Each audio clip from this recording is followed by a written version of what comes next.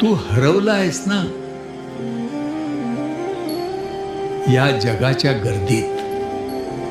तुझा कैवारी कोणी नाही असे तुला वाटते. अरे वेड्या, माझा आणि शिवाचा वेगळा विचार करू नकोस. तुझ्या कपाळावरील भस्म मीच आहे आणि तुझ्या संकटांना भस्म करणारा तिसरा डोळा तोही मीच आहे.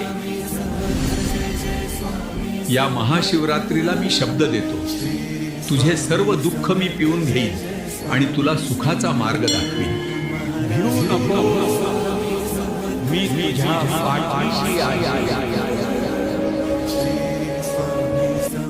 शिव हर शंकर, नमामि शंकर, शिव शंकर शंभो. हे गिरिजापती भवानी शंकर